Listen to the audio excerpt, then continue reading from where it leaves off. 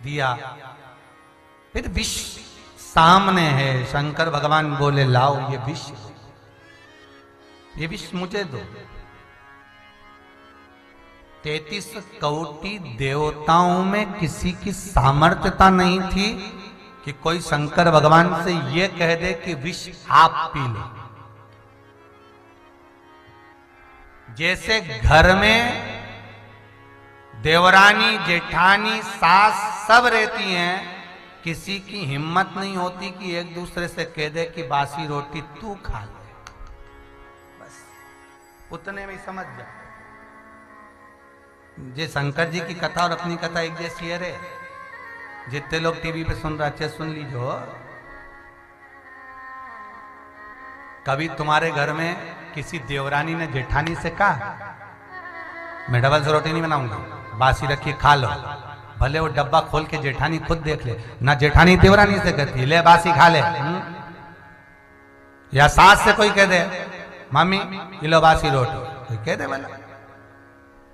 तो 33 कोटि देवता कैसे कहते हैं कि विष तुम पी लो? शंकर भगवान से भोलेनाथ जी से कैसे कह सकते हैं कि विष आप पी लो? क्योंकि अमृत तो हमारे लिए, गौ माता हमारे लिए, औषधि हमारे लिए, लक्ष्मी हमारे लिए, रतन माणिक मोती सोना चांदा हीरा पन्ना सब हमारे लिए। तो हम कैसे कहते कि तुम विष पी लो?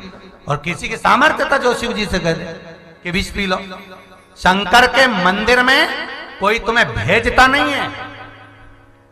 राम मंदिर में लोग कह देंगे जाओ राम मंदिर चले जाओ, कृष्ण मंदिर में दर्शन करने चले जाओ, देवी जी के मंदिर में चले जाओ, वहां चले जाओ, वैष्णो देवी चले जाओ, तिरुपति चले जाओ, नाथ द्वारा चले जाओ, वृंदावन चले जाओ, मथुरा चले जाओ, गोकुल चले जाओ। हाँ दुनिया के लोग तुमसे कह देंगे बेटा वहां चले जाओ, पर एक जगह शंकर का दरवाजा ऐसा होता है, उज्जैनी, महंकालेश्वर, काशी विश्वनाथ, ओमकारेश्वर, भीमाशंकर, मल्लिकार्जुन, त्र्यंबकेश्वर, ये 12 ज्योतिर्लिंग के जो मंदिर बने हैं, शंकर का जो दरवाजा है उस जगह पर कोई कह दे कि वहां चले जाओ तो भी जाना नहीं होता। जब तक शंकर खुद ना बुला तब तक कोई नहीं जा सकता। और ये कुबेरेश्वर महादेव की धरा, जहां आप कथा सुनने के लिए दूर दूर से आए हो, इस भूमि पर भी 50 बार सोच लोगे कि जाऊंगा जाऊंगा जाऊंगा।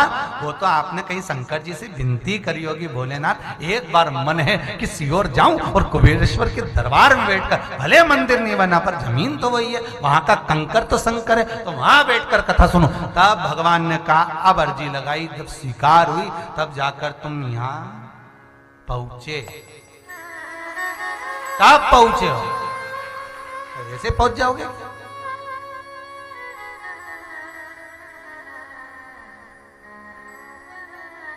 एक वो हर्रा वाले शराब जी बैठे हैं, 1 साल से लगे हुए हैं, आना है गुरुजी आना है, गुरुजी आना है, पर योग नहीं बनता और बाबा कृपा करा तो आना होगा।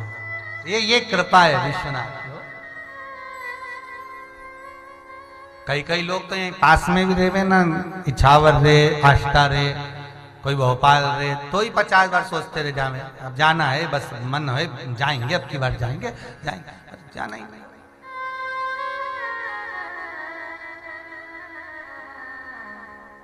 जब तक बाबा ना बुलाए तो शिव से कोई नहीं कह सकता कि तुम जहर पियो, शंकर से कोई नहीं कह सकता कि आप जहर पियो। शंकर खुद 33 कोटि देवी देवताओं का जब चेहरा पड़ा, उनका स्वरूप देखा तो देखकर समझ गए कि ये जो हाथ में लिए हैं ये विष है, इसलिए सब नीले पड़े हुए हैं। इस विष को देखकर कोई पीना नहीं चाहता। समुद्र मंथन में लक्ष्मी जी निकली, कोई शंकर भगवान को कहने आया कि लक्ष्मी जी आई हैं। जब कहीं से 1-2 लाख रुपए की कमाई जोरदार हो जाए तो कोई भगवान से कहने नहीं जाए भोलेनाथ मैंने व्रत करा था और आपकी बार मेरे 5 लाख का फायदा हुआ।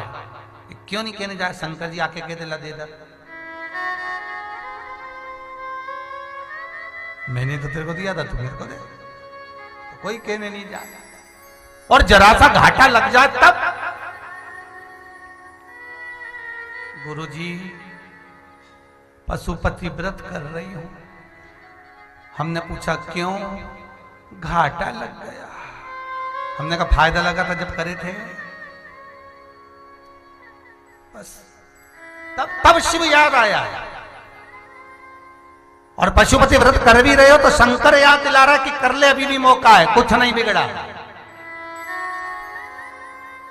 बटकेश्वर महादेव का पूजन कर रहे हो तो भी शिव करवा रहा है कि कर लो, अभी भी मौका है। पिपलेश्वर महादेव का पूजन कर रहे हो तो शिव करा रहा है। बेलपत्र का पूजन कर रहे हो तो शंकर करा रहा है। जितने अनुमोदन कर रहे हो वो शिव के कृपा से कर रहे हो।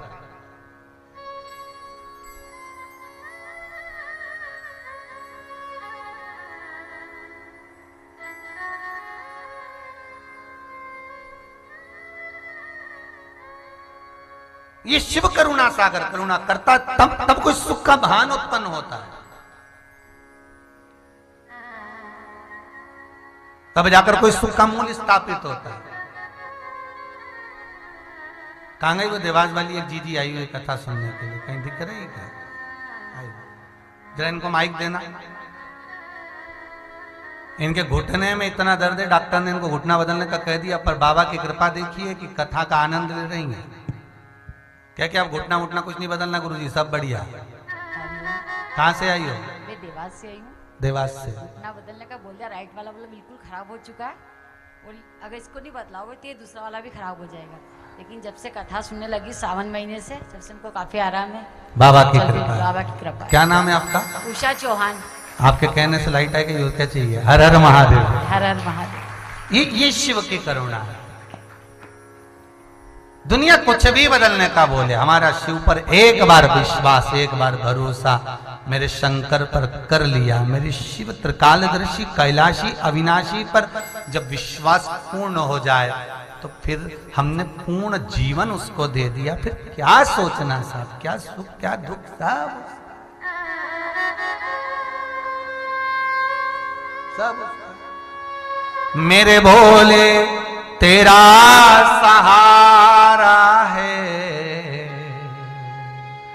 मेरी नैया का तो किनारा है।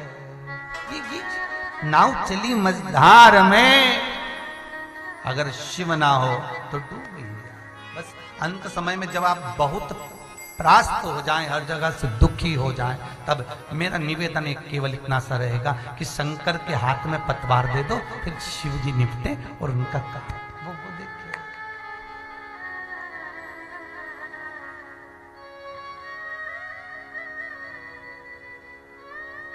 बस बाबा सब करे, उसके सिवाय कि शिव नाम होठों पे चढ़ गया रे, तो समझो ये जीवन सवर गया।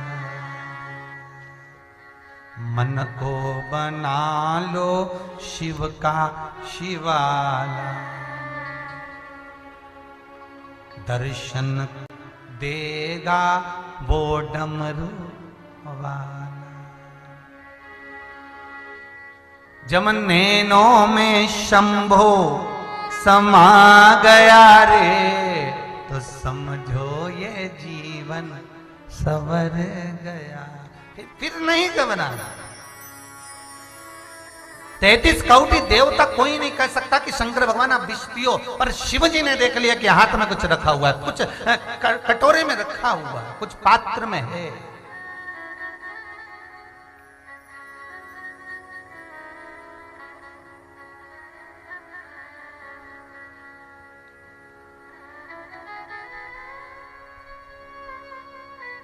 कुछ मिला है पात्र के अंदर,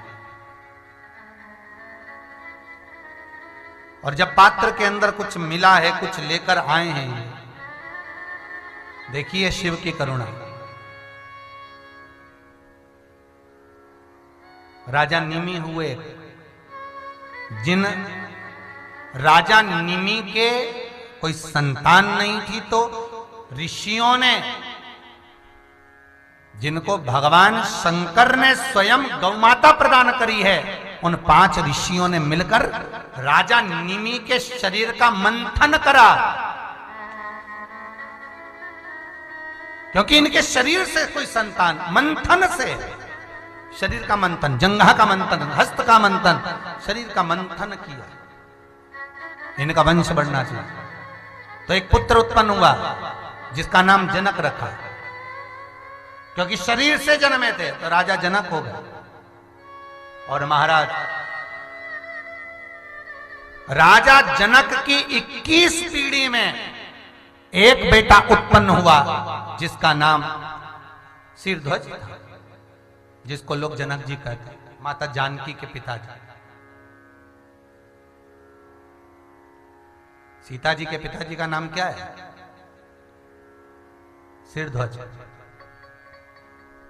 जनक तो इनकी पीढ़ी में जब से निमि का मंथन हुआ था तब से जितने बच्चे हो रहे थे सभी का नाम जनक था, है? सभी का।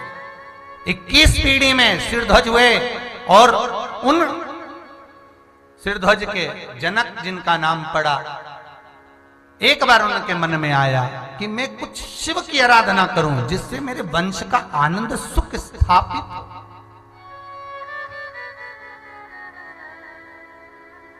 बुलाया ऋषिवरों को, गुरुदेव गुरुवर आप बताओ मैं क्या करूं। राजा जनक से कहा गया कि आप शंकर का शिवलिंग का निर्माण करो, शिव की आराधना करो, शिव का अनुमोदन करो, शिव का स्मरण करो और नंदी बाबा का पूजन भाजन स्मरण करो, नंदीश्वर का, शिव का अनुमोदन करो, शंकर का स्मरण। एक बहुत सुंदर सा प्रसंग है महाराज। यदि आप किसी कार्य के लिए जा रहे हो और कार्य नहीं हो रहा, बहुत समय से लगे हो कि मेरा ये काम बहुत जरूरी है और होना चाहिए और नहीं हो रहा, बहुत प्रयास आपने कर लिया, तो जो हरी मूंग होती है ना, जिसकी मूंग की दाल जिसको बोलते हैं हरा मूंग जो होता है, तो मूंग की जो दाल होती है या मूंग होता है, इस मूंग को पानी में गला दो और गलाने के बाद इस मूंग में एक बेलपत्र रख दो। सोमवार के दिन उसमें थोड़ा सा गुड़ डालकर किसी नंदी को, बेल को, किसी नंदीश्वर को उस मूंग को अपनी कामना कर कर वो बेलपत्र और गुड़ के साथ उसको खिला दो, उस मूंग। महाराज फिर आप उस कार्य के लिए जाइए, आपका वो कार्य अटकेगा नहीं, सफल होगा ये पक्का। हम तो यहां तक कहते हैं किसी अदालत में पेशी चल रही है, फाइल आगे ही नहीं बढ़ रही, तुम प्रयास कर रहे हो और वो फाइल आगे ही नहीं बढ़ रही, वहीं की वहीं अटकी हुई है। जब देखो जब जाओ तो पेशी नहीं मिले या नंबर ही नहीं आए, तो भी ये कर कर जाना, अगली बार फोन कर कर बताना कि आपको फायदा मिला कि नहीं मिला।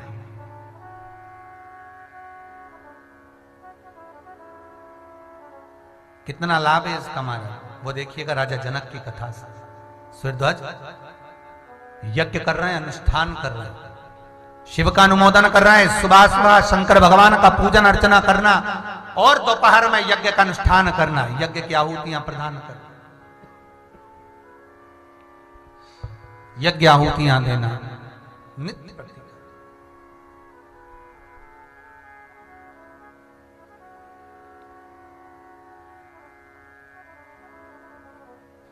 सारे गुरुवर खड़े हो गए, कहा महाराज आप कह रहे हो कि मेरी सत्ता में लोग दुखी हैं, जल वृष्टि नहीं है, धन वैभव नहीं है, सत्ता नहीं है, तो एक काम करो ना, शिव का अनुमोदन कर कर शंकर का ही अभिषेक का जल सभी दूरसिंचित कर कर आप हल चलाइए, हो सकता है कहीं कृपा विश्वनाथ की हो जाए, शंभू कहीं कृपा कर दे, शंकर कहीं करुणा कर दे, दया कर दे, करो आप, ठीक है।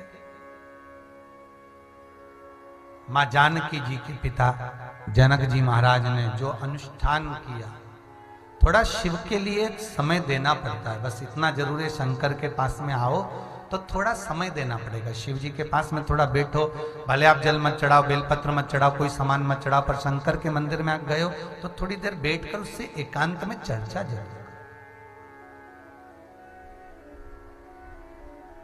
कहोगे महाराज शंकर जी के सामने, शिवलिंग के सामने बैठकर, हाँ चर्चा करो। अच्छा ऐसी जगह भी नहीं बैठना कि लोगों को तकलीफ हो, फिर कहीं कहा है चलो खसको, थोड़ा उधर खसको, फिर कहीं कहा है थोड़ा इधर खसको, नहीं ऐसी जगह तो बैठना ही नहीं।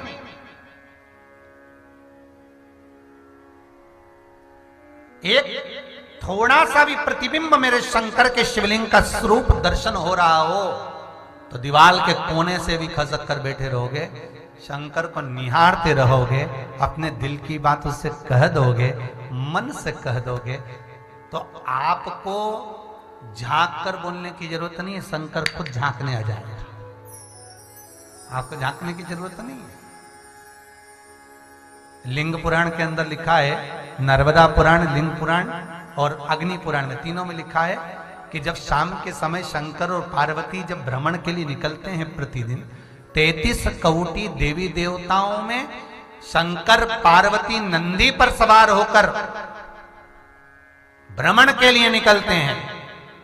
जब नंदी पर सवार होकर निकलते हैं तो लिंग पुराण कहती है, माता पार्वती शंकर जी से पूछती हैं, भोलेनाथ ये नंदी कहां कहां पर रुकता है, किस जगह पर रुकता है?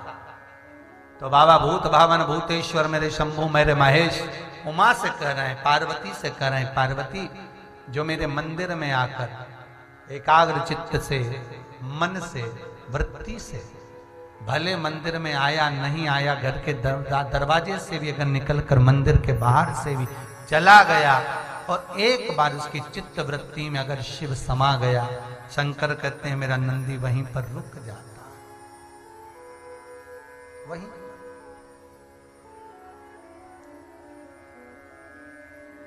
पार्वती ने प्रश्न किया था, शायद आपने सुना कि नहीं सुना ये कथा में, पार्वती ने शंकर जी से प्रश्न किया था कि आप अंदर और नंदी बाहर क्यों है? सुना है कभी? आप मंदिर के अंदर और नंदी मंदिर के बाहर क्यों है? भोलेनाथ जी से पार्वती ने प्रश्न किया था। शायद जब से आप कथा सुन रहे हो उस समय से लेकर आज तक ये प्रसंग आपको सुनने को मिला ही नहीं होगा, और आज मौका लगा है तो अच्छे से सुन लो कि शंकर से पार्वती जी पूछ रही हैं भोलेनाथ जी से कि ये बताओ कि आप मंदिर के अंदर और नंदी मंदिर के बाहर क्यों? शंकर भगवान ने पार्वती जी की ओर देखकर कहा, पार्वती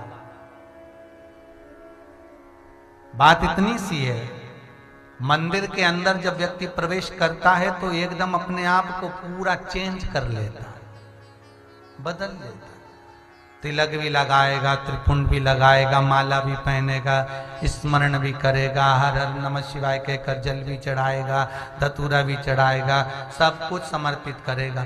पर जब तक वो मेरी चौखट में प्रवेश करता है तब वो धर्मात्मा बनकर प्रवेश करता है। वो नंदी के पास जब खड़ा होता है, इंतजार करता है अपनी वारी का, जल चढ़ाने का, पूजन करने का, अर्चना करने का, स्मरण करने का, जब इंतजार करता है तो उसके मन में क्या चल रहा होता है वो नंदी सुन लेता है।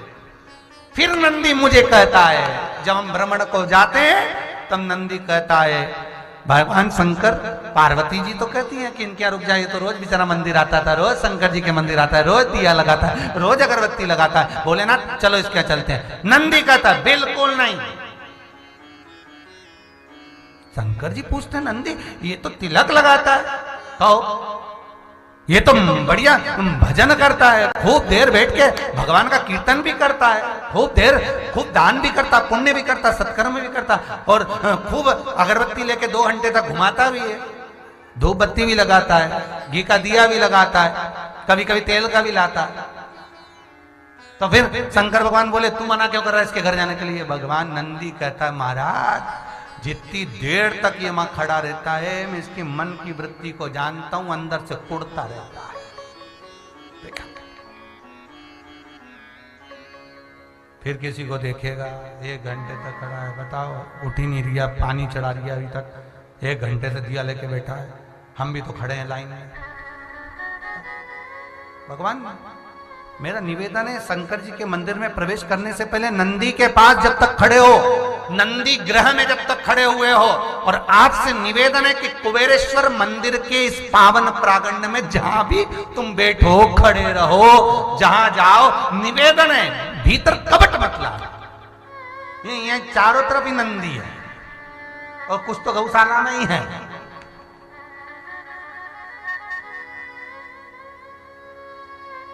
यहाँ आयो ना तो सेवा करो। रोज कथा के बाद में भोजन होता है, खड़े हो गए, भोजन करा दिया, ठीक है। चाय व्यवस्था चल रही हो तो चाय पिला, यहाँ तो सब व्यवस्था चलती है। भगत लोग करा रहे हैं तो अपने को क्या दिक्कत है? जो भगत लोग आनंद दे रहे हैं